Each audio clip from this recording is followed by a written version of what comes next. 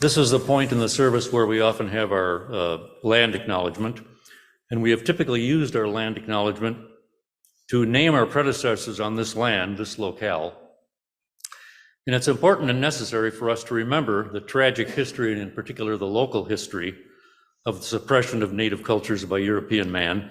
But why not also celebrate what has survived and what can still be resurrected from those native cultures? So let's celebrate their languages, their stories, their wisdom, their philosophies of teaching, living, and healing.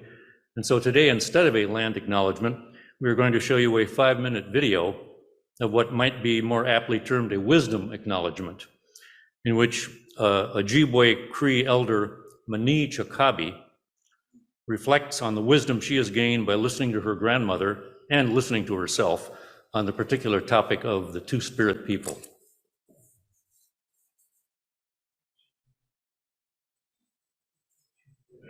Mani Chakabi and this Nikas. My name is Mani Chakabi. When I was born, and I was about 4 years old, my grandmother told me I was a two-spirit child. I was a two-spirit child, and that I was going to have a hard life when I grew up. But I didn't know what that meant. I never know what two-spirit meant, just even that word, until I got older and older. But I knew I was different.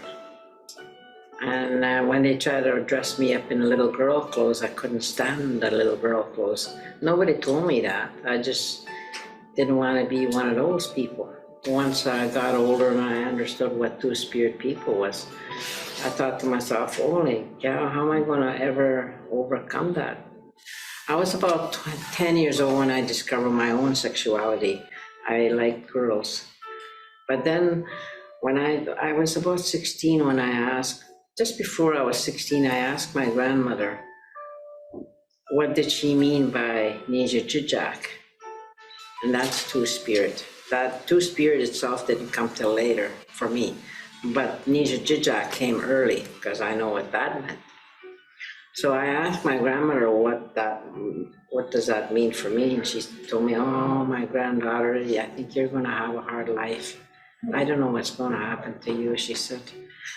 Because of your life, because of who you are. People are so different now. Things are happening, things are coming in the air. You could see that, she said. And you're going to have to try all kinds of churches if you want, she says, if you want to do that, just to see where you fit in. If you don't fit in any of them, at least you tried. And she said, and it won't hurt you to go there. If you go to church once, just discover something. Take one line or two lines from it and learn from it, she said. The God's in here. She lives inside of you. Or he lives inside of you, she said.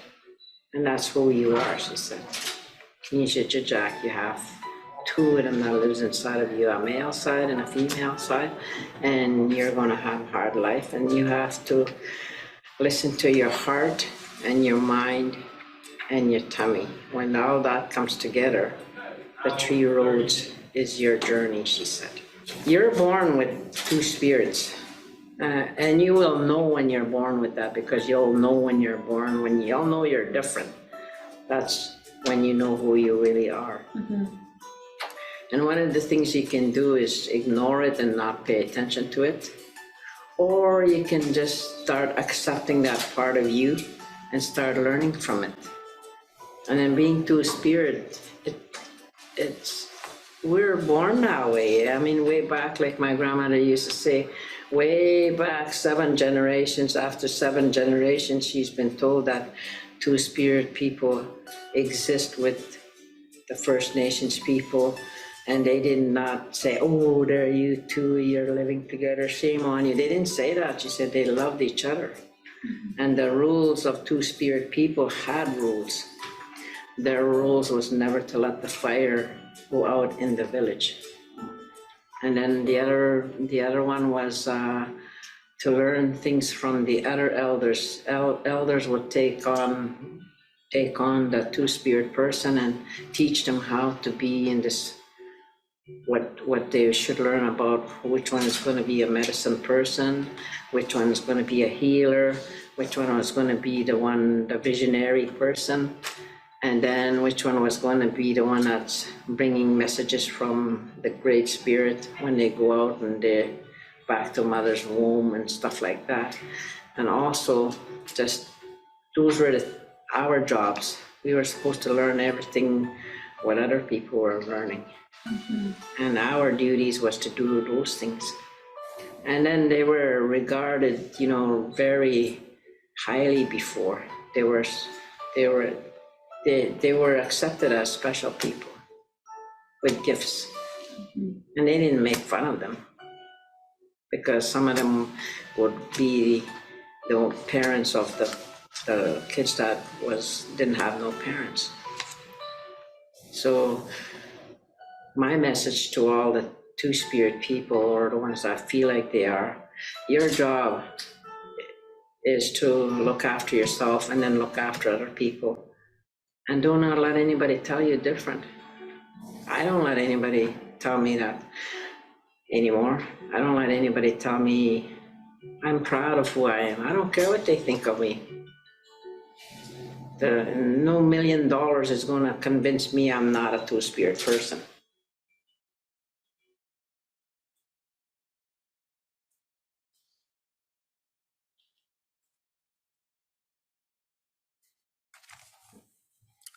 I now invite the young in years and the young in attitude to come forward and listen to Sandy tell the story of Sharice's Big Voice, written by Sharice Davids and Nancy Mays and illustrated by Joshua Mangashig Pawas Steckley.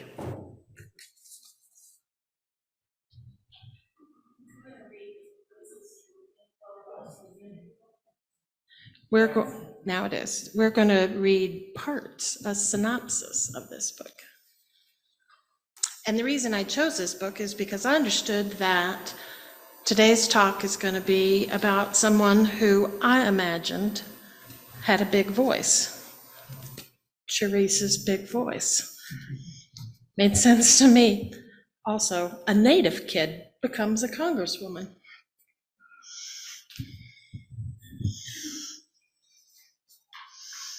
I will share the pictures with you, don't worry.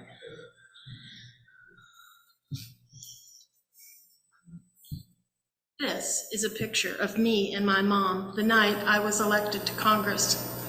When I see this, I think how amazing it is that I won. I think how amazing it is that I even tried to win. When I was young, I never thought I'd be in Congress, and I never thought I'd be one of the first Native American women in Congress. During the race, I heard from a lot of doubters. They thought I couldn't win based on what I looked like, who I love, and where I started. But here's the thing. Everyone's path has obstacles, some more than others. Everyone faces challenges, and people who doubt them, sometimes even we doubt ourselves. Everyone's path looks different. Let me tell you a little bit about mine. When I was young, I liked to talk. I talked a lot. I liked to have conversations with everyone, all the time. And sometimes I got in trouble at school because of it. My teacher said, "You go finish your work out in the hallway." But it didn't matter because I just talked to the people walking by. My friends at school were confused about me because I didn't look the same as they did. So I asked my mom, and she said, "We're Native American. We're members of the Ho-Chunk Nation," she said. "We used to be all one people, but long ago, the US government forced tribes to move away from their homelands. I also learned we call ourselves people of the big voice," which obviously fits me quite well. When I was young, I learned about martial arts. My mom was in the Army, and we moved around a lot, from Germany to Kansas and Missouri. I wanted to be like her. She was focused, fierce, confident, and kind. a person who serves others. So I got a job. I got martial arts training. I did really well at that. And I went to law school. In law school, I got to be part of a program that had other Native Americans just like me. And then I got a job at a law firm, and that wasn't very much fun. So I moved back to a reservation and spent a lot of time talking to people there. And I liked that. And I got a job at the White House. And there were lots of people there running things, but they didn't look like me. What do they look like? People. Whoop, there's a light bulb. So I got the idea to run for Congress. Our government needed different voices and more people who would listen. I had doubters, people who didn't think I could win or that I should even run. But do you think I listened to them? Lots of people thought that was a good idea too. We listened to everyone.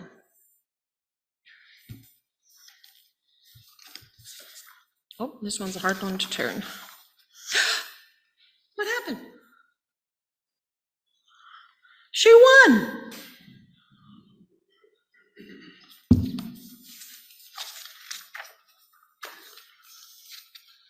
Growing up, I never would have guessed my path would lead to Congress. I didn't know I would be one of the first Native American women in Congress and the first lesbian representative from Kansas. Everyone's path is different, and wherever yours takes you, maybe the lessons I learned can help. Be open to challenges. Ignore that teacher that says you're talking too much. Work hard, and you'll learn a lot. Listen to people, but not the doubters. Use your big voice to fight for your beliefs. And always remember, you deserve to be seen and heard. And we are going to go back and actually read the whole story. So if anybody else wants to read the whole story, I'll share it with you after the service. Thank you to Kathy Swinson for allowing us to read this lovely book. I borrowed it from her. She was gracious. I appreciate that. Ready?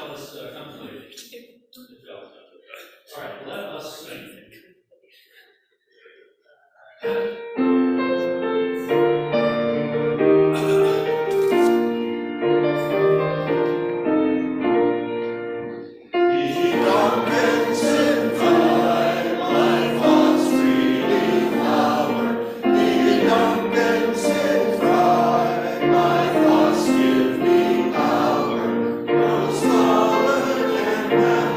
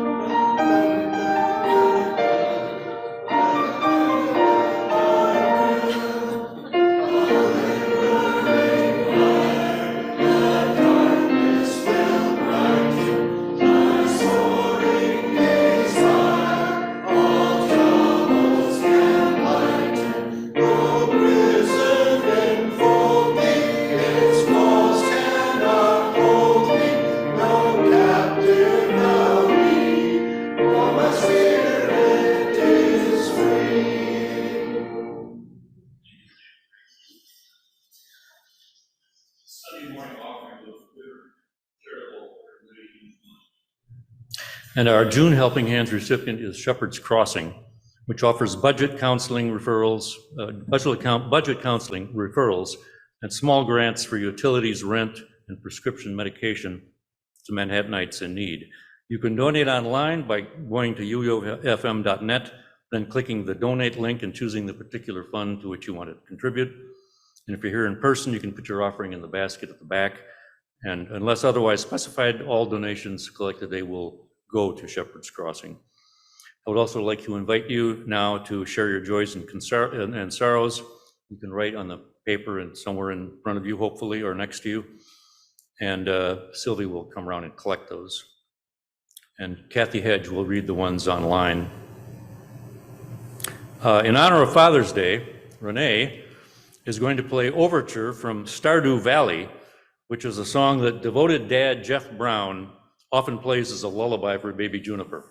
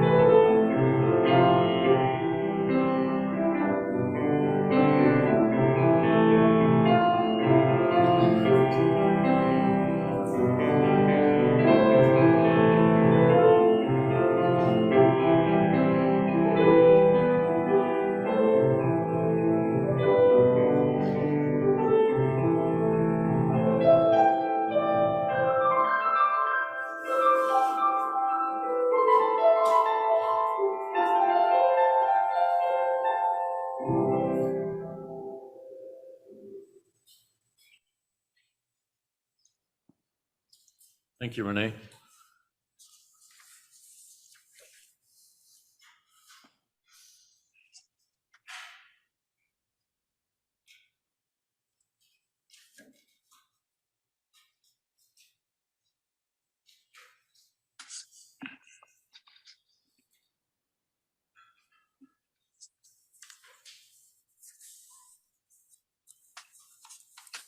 We have several joys here in the sanctuary.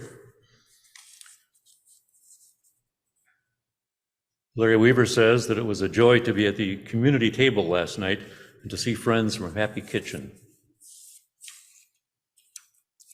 And Sylvia wants to thank Karen Hummel and others who took on crucial tasks that need to be done, I guess in general.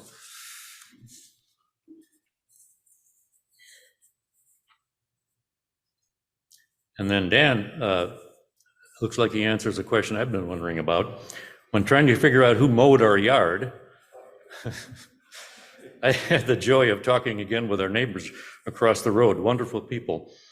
They did not mow, and they support a prairie restoration.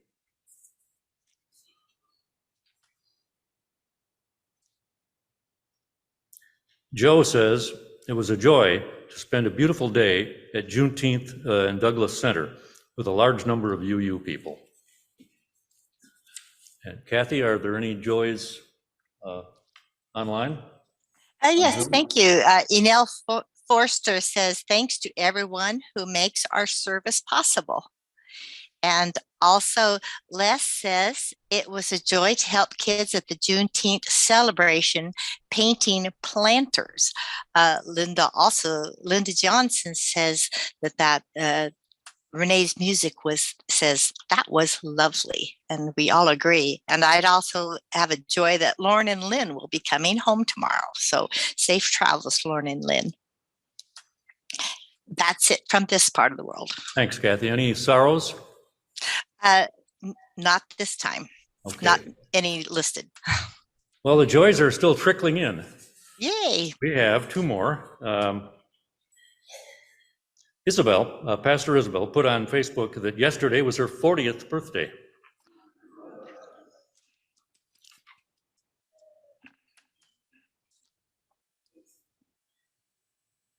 And an unsigned one has a joy. I just wanted to say thank you to this community. I am often at the edges of it, and I have always felt welcome despite that. Glad to hear that. And we have one sorrow here from Mark Mayfield. Mark Mayfield's mother died this past week. Sorry about that, Mark.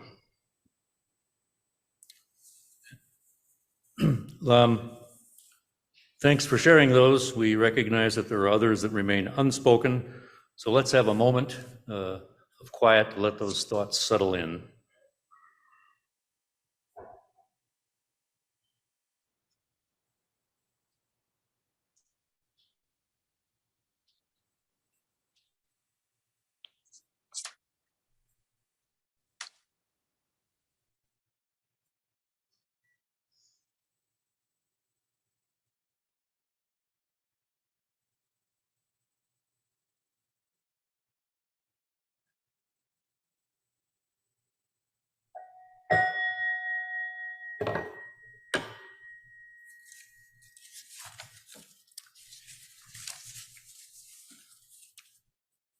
Why study history? Why study history? Because doing so enables us to gain access to the laboratory of human experience. At a minimum, the study of history grants us access to basic data about the forces that have shaped and continue to shape our own lives. History writ small, history that is confined to personal recollections about changes and continuities in our own life and in our own immediate environment. That narrow view of history might be just sufficient for minimal function beyond the level of a naive child. But a deeper grasp of history equips us with an enhanced capacity for informed citizenship, critical thinking, and simple awareness that forms the necessary foundations of a smoothly functioning and sustainable democratic society. History is too vast to encompass, so it's an inexhaustible source for exploring whatever you find interesting. You might delve into history to indulge your taste for aesthetic beauty, or to pursue intellectual challenge, or simply to engage in the joy of discovery of new realms of knowledge and experience. We are storytellers, and some of the best stories are ones steeped in true history, retold for entertainment or as lessons in ethical behavior. The study of history might help us develop some practical or saleable skills, but its value extends far beyond merely utilitarian. Between the inescapable minimum and the pleasure of deep commitment comes the history that, by revealing and giving context to the unfolding human record, provides a real grasp of how the world works. Historical knowledge is nothing more or less than collective memory. Society can no more thrive with loss of collective memory than the individual can thrive with loss of personal memory. What if you suddenly forgot who you were, who your friends and family were, what your job was, where you lived? You would be in immediate crisis and would need immediate intervention and rescue. Loss of collective memory, of historical knowledge, might not immediately paralyze everyday activities, but such a loss would deprive us of the best available guide for judicious public engagement and for wise stewardship of the nation and the world.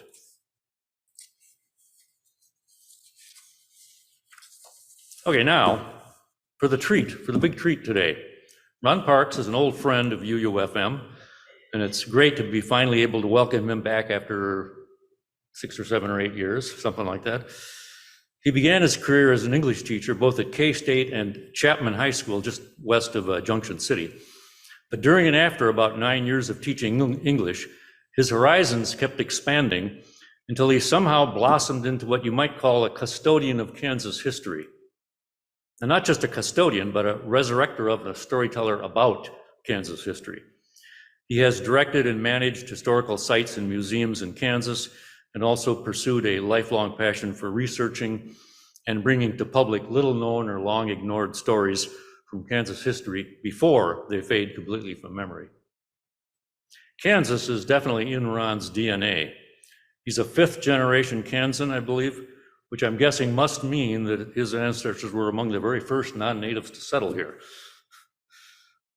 He was born and raised in Minneapolis, just north of Salina, went to K-State, taught English, became director of the Fort Hays State Historic Site, was the executive director of the Kansas Eisenhower Centennial Commission, was longtime director of the Kaw Mission Historic Site in Council Grove, was the assistant director of the Kansas State Historical Society's Historic Sites Division, wrote an award-winning book about the final days of the Kansa Nation, the Kaw Indians, which I've read and highly recommend.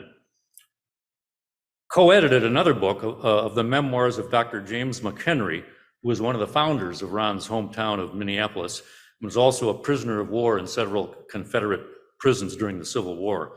Well, that's just a small sample of some of Ron's historical interests and research.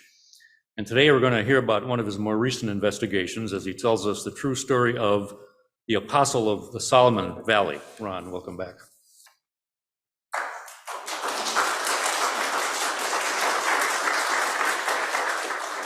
Thank you, Dick. I'm really pleased to be here.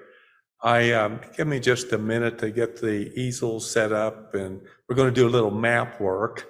So I'll take just a bit to get set up, and then we'll launch it.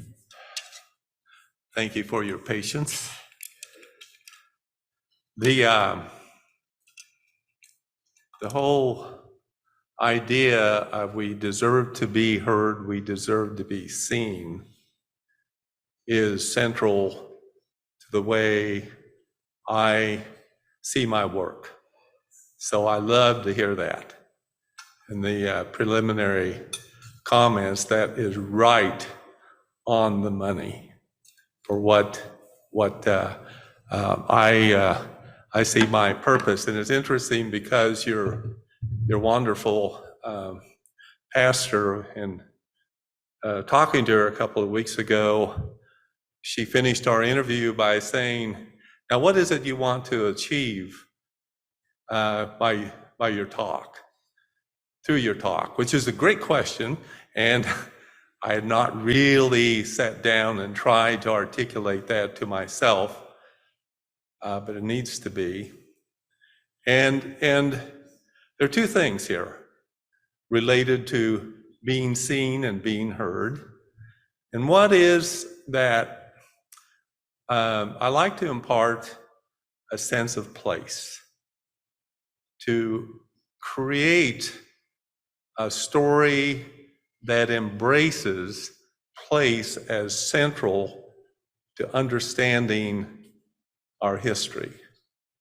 And historic sites are a good place to, of course, to do that. And then the other thing I think, well, there's a New York Times writer by the name of Michael Kimmelman, and he said, "Politics troubles our conscience, but place haunts our imagination." And when I came across that, that's it right there. That is it right there for me, my experience. And I realize everyone is unique and different, but place haunts my experience in terms of where I grew up, my homeland, 5th generation Parks, in a place called Ottawa County, which is a horrible name for this place. I'll explain that in a little bit. But it's still, we're never free of the place that we grow up. It's always going to be a part of our outlook and who we are. And so that whole idea of taking a place that does not have any identity in terms of the common imagination of people who live in and around the place, and to bring its texture historically and geographically to the surface, where it then becomes something real and interesting to the reader, the listener, the traveler, and didn't think anything was there. But there is something there. There's some intrinsic values in the history and the geography of the place I intend to talk about today.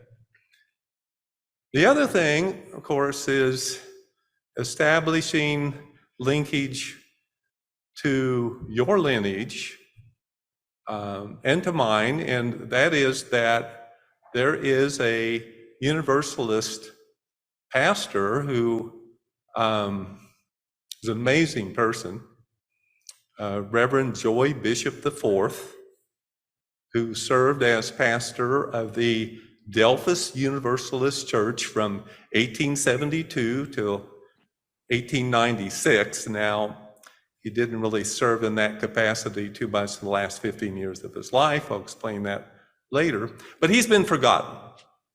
Okay, I'm out in Ottawa County a considerable amount of the time doing my research. Ottawa County is about 75 miles to the west of us here.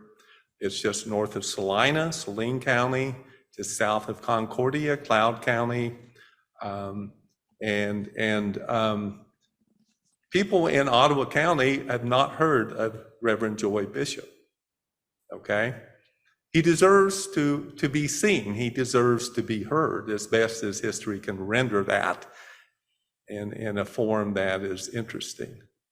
And so that's what I'm going to try to do today, is to convey as best as I can a sense of place, my particular native region, and also to try to bring the story of Joy Bishop and the Universalist Church to the surface of consciousness as much as I can, and the time allotted, which has been very generous, by the way, and I appreciate that a lot. It's really nice to be here.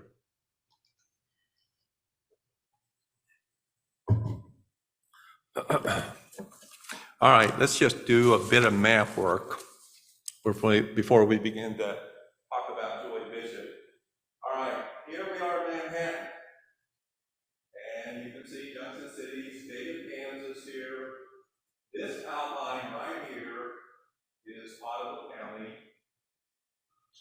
Delphos is up in northwest Ottawa County. This is Dakota Sandstone country. Okay, we have, of course, I'm sure you're well versed in the Flint Hills. You have in north central Kansas the Smoky Hills, and in the eastern region of the Smoky Hills, you have the Dakota Sandstone country. And of all the counties in Kansas that are have a surface of Dakota Sandstone, the Ottawa County probably has the highest percentage of its surface covered by Dakota Sandstone. It's a beautiful topography in places, particularly in the eastern and western edge of the county. Nice, rugged, rolling sandstone hills, cliffs, saddles, buttes. It really is a rugged pasture land now, of course, but it was a beautiful place to come to. Now, let's start with the story of Reverend Joy Bishop, and let's go 1,500 miles back east from north central Kansas. Let's go to the Green Mountains of southern Vermont.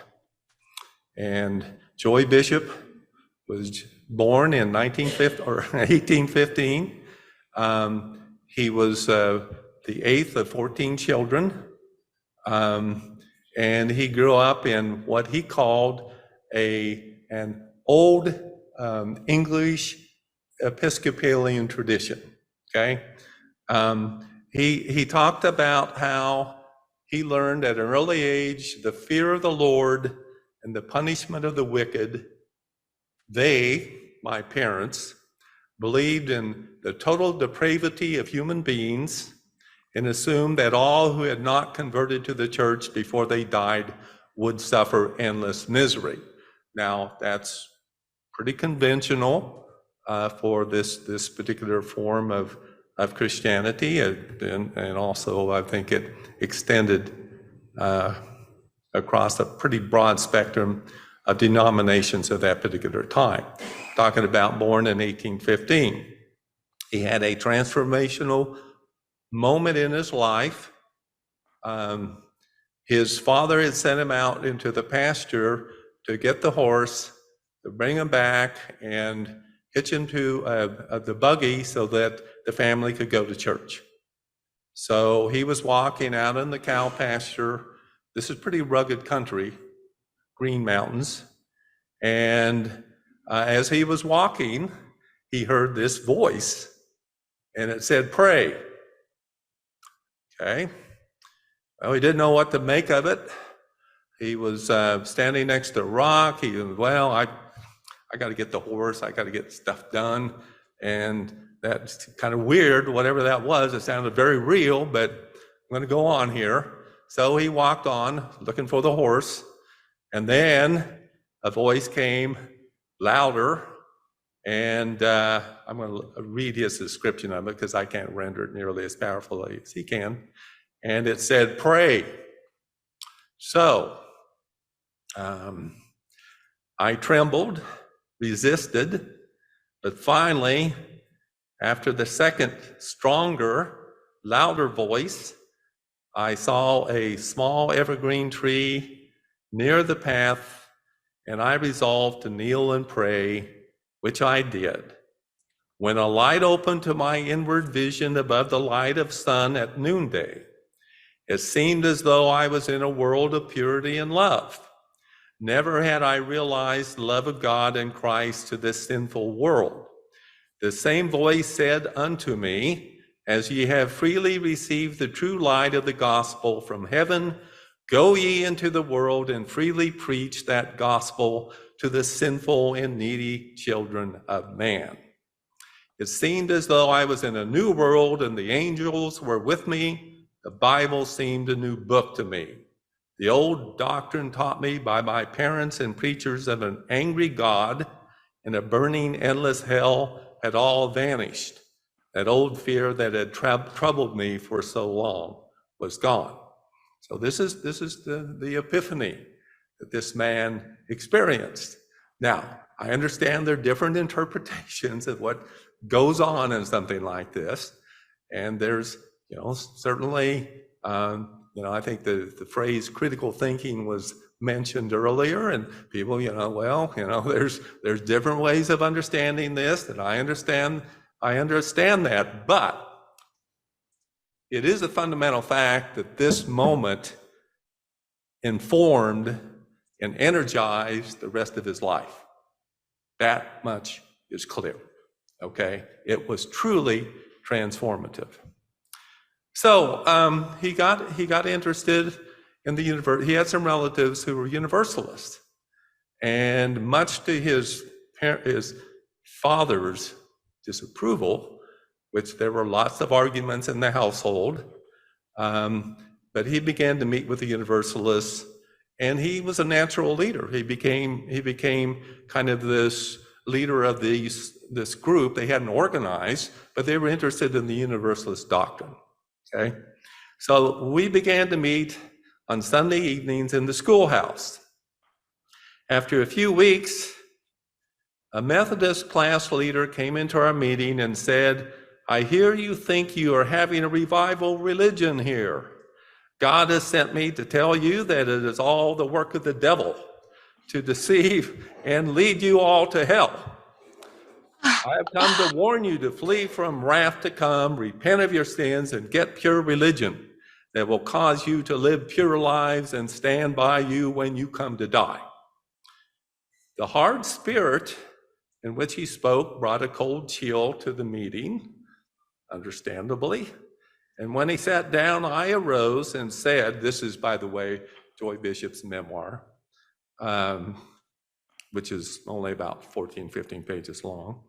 And I rose and said, I am pleased to see Brother Pike with us tonight and to hear the good advice he has given us. I hope we all heed his good advice, repent of our sins, live pure lives, get pure religion that will stand by us in life and when we come to die. I hope he will often meet with us to help us, as he has been a Christian a long time, and he can help us as we are trying to help ourselves. The singers then sang, the hard spirit departed, and we had a glorious meeting, many taking part. So this was his truly remarkable response to this rather harsh challenge. Okay, so when he's 21 years old, he marries Roanna Stern. She's 7 years older than he, and over the next 21 years, they have 6 daughters and 3 sons. At age 25, he is ordained as a Universalist minister. He's still in Vermont. At this time, Universalism grew rather rapidly, and I think at about this time, we're talking 1840s, 1835, 40, 45, in that period, it was considered by some who've studied the subject to be the 6th largest Protestant denomination in the United States. In 1857, the family moved to northeastern Iowa. While he was there in the Green Mountains, he had organized a number of Universalist churches, and also he was deeply committed to temperance. And we're going to talk about that in just a bit. But that looms very large, not only in his personal history, the history of the Universalists, but nationally, and certainly Kansas was the epicenter of that movement for quite some time. So he's in northeastern Iowa for 15 years, again organizing a number of Universalist churches and temperance organizations. And while he is in Iowa, he and Roanna lose 3 of their daughters to death. Then in April of 1872, Father Bishop, Father's Day, he goes by Father Bishop. This is the name that the people in Ottawa County, Kansas give to him. And I think he probably bore the name before he got there. But he is Father Bishop, purchased 80 acres of land about 1 mile east of Delphos. Okay. Hold this together.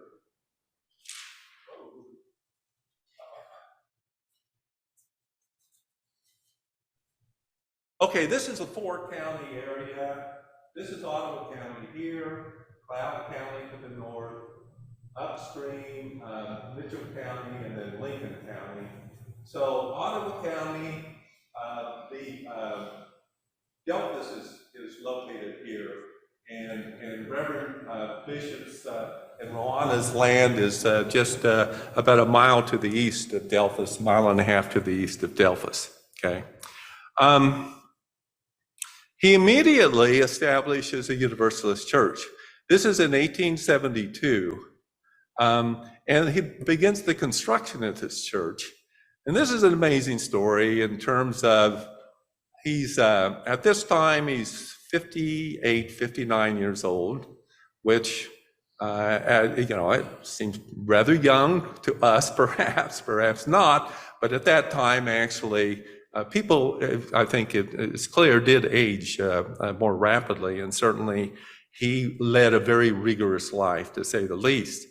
But there's a limestone, what they call bluff, ridge actually, about 4 miles to the west of Delphos, and he would take his wagon out to the bluff, and he would take his hammers and chisels and all manner of stone tools and quarry the stone out of some ledges that were up there near the top of the hill, the ridge, and then he constructed with his own hand this church in Delphos. It took him 4 years, from 1872. It was completed and dedicated in 1876.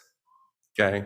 In the meantime, he's not just building this church. Now, as he built it himself, carried the hod up the ladders and laid the stone. It was a 44-foot by 28-foot edifice. People helped, obviously, but he was the central figure of the construction. He's also establishing a farm, digging a well, building a farmhouse, and then he's much in demand in the Solomon River Valley.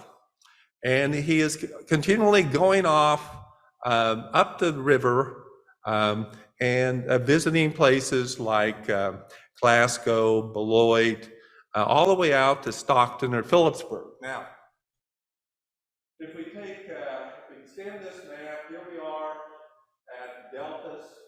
Here's the Solomon River. By the way, the Canada called it Valhalla. There's a great story behind that. We don't have time to deal with that. We go on up here. Probably, I would imagine Phillipsburg is at least 100 miles upstream from Delphos. And that was pretty much the furthest extent of his travels, where he's preaching. And he's also, he comes down to Stockton. So he's both in the southern branch, the northern branch of the Solomon River, and then the main stem of the Solomon River. He's actually in the region. Once a month, he gets on his horse and he goes 44 miles up north to Belleville and preaches there at the Methodist Church. This guy is extremely rugged physically and very, very dedicated. And of course, I spent quite a bit of times in the newspaper archives. He gets rave reviews for his message and the kind of and how he delivers that message. Now, he came here in 72. There's a national depression in 1873. This is one of the worst economic downturns in the nation's history. In 1874, there's a grasshopper invasion that is the stuff of science fiction movies making, when grasshoppers darkening the skies, and this is not hyperbole, it sounds like it, and literally devouring anything that's organic in their path. And Ottawa County was right in the middle of that. That took place in July. They had a chance to get their wheat harvest out. Corn and anything else was lost. And at this point, they were raising more corn than wheat. And that was really a critical blow to not only his farm operation, but everybody else's. In 1876, there was a guy by the name of John Wesley Hanson, who was the publisher, editor of the Universalist periodical called the New Covenant, based out of Chicago, who came to Delphos because Kansas Universalists were having the state convention in Delphos. If you can imagine 1876, Delphos, counting the dogs, probably had about 75 people in it, okay? And it was really a remarkable that they decided to have this convention. Well, Hanson had heard about Father Bishop, and after he witnessed his talking to, and the Universalists came in from all over the state of Kansas, and actually there were some national people there too, he called Reverend Bishop the Apostle of the Solomon, who was, quote, everywhere welcome, respected by people of all churches, and venerated by our own people, a rare example of the devotedness to our cause that we do not believe has any parallel in our church. Okay? So this was dedicated in June of 1876. 3 years later in May, a tornado came along and flattened Joy and Rolanda Bishop's farmhouse, just wiped it out. 11 days later, another tornado came through, and this is almost like stereotypical Kansas, I mean, yeah, this is just, no, another tornado comes along and hits Delphos directly, destroys almost every building in the place. 38 buildings were destroyed. Miraculously, nobody was killed. A lot of people were injured. Nobody was killed in this particular tornado. The earlier tornado, there were about 5 deaths. 1879 is the beginning of a 3-year drought. Now, here's the interesting thing about where they're located. This is right close to the 98th meridian. Those of you who are students of United States history know that a lot of people, a lot of scholars, believe that the west begins along the 98th meridian. Well, the western county line of Ottawa County is about 6 miles east of the 98th meridian. Okay, so it was right on the edge. It's semi-arid. They get out in Minneapolis, which is the county seat, 31 inches of rainfall a year. The Manhattan gets about 35 inches. Okay, so and they consider semi-arid when it drops below 30 inches on average a year. So they're more susceptible to drought in that area, but then they'll turn around and have some really perfect, wet, good growing years too. And so it's very much a transitional zone, very erratic, very unpredictable. Western Kansas, they know pretty much what they're going to get. Eastern Kansas pretty much could avoid drought with some exceptions. Here, they never really knew what was going to happen. All right. Okay, in 1880, he travels throughout Ottawa County. He organizes 7 good Templar lodges, and these are temperance lodges. And then, amidst all this activity, day after his 66th birthday, on February the 13th, 1881, he suffers a stroke. He's never able to occupy the ministry of the church on a full-time basis afterwards. He shows up, he talks at funerals, special events, he acts as a substitute, but that's it. He's impaired to a degree. Amazingly, 3 months after Joy Bishop has been suffered his stroke, there is a Wesleyan Methodist church about 1.5 miles north of a little settlement called Grover, which is about 14 miles east-southeast of Delphos. And there is a nucleus of Universalists living around there. And the Methodist church, the Wesleyan Methodist church, is about 1.5 miles north of where the Universalists meet at the Grover Schoolhouse. Well, a guy by the name of G.L. Shepherdson goes on the offensive against these Universalists. He's going to put them in their place because it looks like they're gaining traction, apparently. Shepherdson, in a sermon that he gives in the Grover Schoolhouse on May 22nd, 1881, the text of this thing is copied and published verbatim in the Minneapolis Sentinel, which is the largest county newspaper, and it's unprecedented. Believe me, I've been through every one of these newspapers. It's the only time that they ever copied the text of any of the sermons that took place. And here's some of the things that he said. The Universalist doctrine was the embodiment of the devil by denying original sin, the depravity of man, and his exposure to the wrath of God. Universalism did not have a single redeeming feature in it. A great many of the Universalist ministers are avowed infidels. He then told a story about a Universalist minister who went from one Universalist church to another only to discover that, quote, its members were the most immoral in the place. The church never reforms anyone. He was not mincing words. He was really going after the jugular on this thing.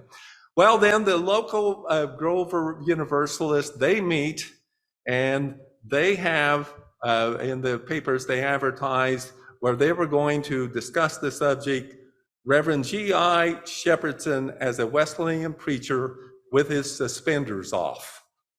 I'd forgotten to mention that the title of his talk was Universalists with their jackets off. Okay, so they're going to take, and and there's no accounting of what they said, but one could imagine. Anyway, Shepherdson left about 3 months later, gave his farewell sermon and left, and of course, Father Bishop hung in there for the rest of his life. Okay, well, I was afraid this was going to happen. I'm about a third of the way through my text, so I'm going to really rip through some things here. Temperance, okay? In 1820, the average American man consumed the equivalent of about 18 gallons per year of 90 proof alcohol, okay? Today, Americans consume about 2.3 gallons of absolute alcohol in a year. That's per capita average. Joy Bishop had this to say in his memoir. When I was a young man, nearly everyone young and old drank rum. Mothers thought that their babies must have it as soon as they were born. Remember, he was born in 1815. And continued giving it to them as long as they were under their care. As a result, many were raised up to be drunkards. It was a common sight to see church members and even preachers drunk. Rum was used at funerals. Now, he had seen enough of the negative aspects of this saturation. I think the name of one of the books that studies alcohol consumption in the United States in the early years called The Alcoholic Republic. And so he became a confirmed believer in temperance. And then when he came to Kansas and the Prohibition movement got strong, he became a regional, actually a statewide leader in that. There was successful amendment to the state constitution, which prohibited the consumption or the sale and purchase of alcoholic spirituous liquors, I think, is what they called it. This fractured the Republican Party because there were prohibitionists in the Republican Party who wanted a plank adopted in the national platform, and then there were those who thought it would cost them votes, which it probably would have. And so they clashed, and that fracture actually affected Delphos to a great degree. There was all kinds of internal fighting in the Universalist Church itself between the people who wanted to stay with the Republican Party. Very quickly about the Republican Party. Keep in mind, the Republican Party was a reform political party when it began. It was opposed to the expansion of slavery, and there were some principled people. Now there's also economic self-interest going on here in terms of what they call, we want a free labor West. We don't want some kind of duplicate of what the South has. But there are also, as America became more industrialized and more corporate, there were some selfish purposes that went into this. But the Republican Party was responsible, following the American Civil War, the end of it, for the passage of the 13th, 14th, and 15th Amendments that expanded the mutual protection under the law and of course gave the African American males the right to vote, and did some other really good things. Some people even call it the second constitutional revolution. The Republicans did that, but then by the mid 1870s or so, they pretty much became in the thrall of corporate interests who had gained terrific power in the expansion of the industrialized base in America, and as a result, pretty much did corporate and financial centers bidding in their political decision making. That really caused a tremendous fracture in the party. People like Joy Bishop, who had grown up as a Republican, remembered those idealistic days of the party in its early years, then had a horrible time trying to adjust to this new reality that was taking place because of their intense loyalty, compounded by the Civil War, okay, which has its own dovetailing with the Republican Party too. All right, one other thing, and then maybe we'll have time for questions. The Universalist Church in Delphos was a venue for all kinds of non-universalist programs and activities. But interestingly, it was a venue for some of the most radical people in the state of Kansas. And believe me, in the 1880s and 1890s, Kansas had its share of highly influential radicals. Just a couple of examples. One, there was a fellow by the name of Jim Remsburg, who was let's call him he rejected the divinity of Jesus. He was a regionally known skeptic, and he was vilified by the mainstream press in Kansas, if you can imagine that. Well, he spoke at the Universalist Church in Delphos. At that time, Delphos would probably have been about 300, 400 people, something like that. But most significantly, in my mind, the Vincent brothers, the notorious Vincent brothers, who were accused by the Republican Party of planting bombs, almost certainly without basis. Good chance it was just a total frame up on them.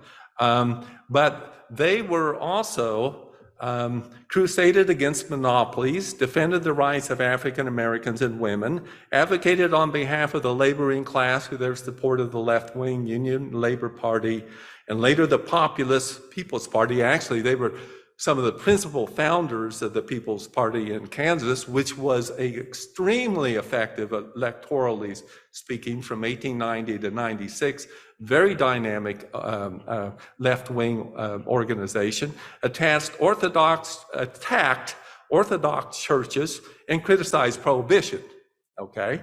Well, Cuthbert Vincent came to Delphos and spoke at the Universalist Church. I'm sure the Universalists are the ones that brought him to Ottawa County. I have no doubt about that. Then he went on tour, speaking in Wells and Bennington, Minneapolis, and Lindsay, which is just this tiny little burg. But he drew good crowds and real good reviews, even from the Minneapolis Messenger, which at the time was the Republican paper, had to concede, wow, he's a pretty fluent and effective speaker. But anyway, this is facilitated by the Universalists of Delphos. It was, according to historian Russell E. Miller, the Universalists were receptive to new ideas and allowed them to keep abreast, if not ahead, of their times in responding to the intellectual currents of the day. So I know that there's a tendency to reduce the Universalists to, okay, they really challenged the doctrine of the utter depravity of human beings and everlasting punishment, and that they were very effective in doing that. But after having done that, it's really more difficult to tell just what their contributions were.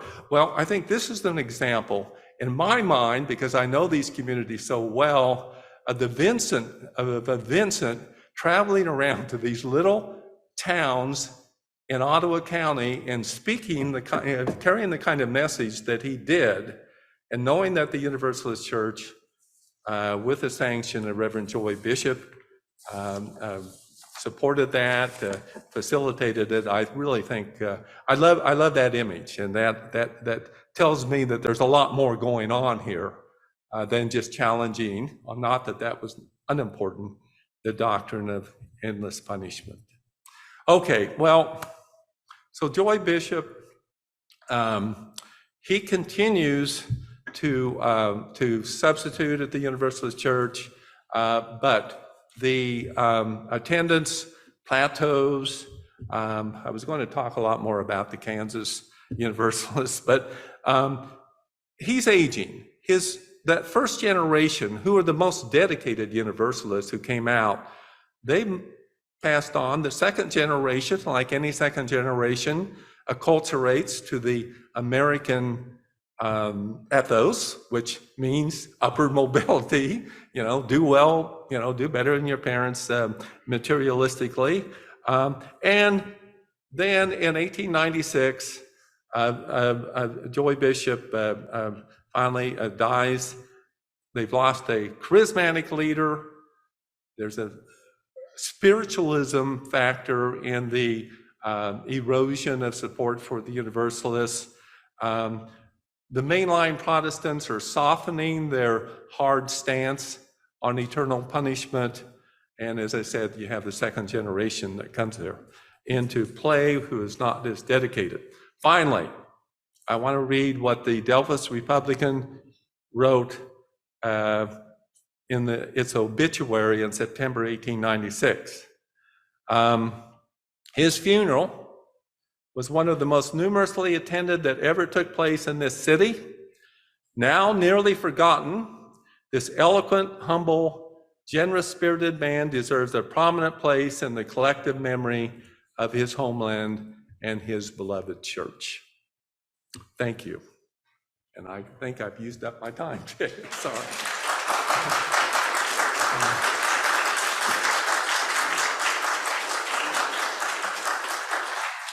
Thanks so much, Ron, for really bringing history to life.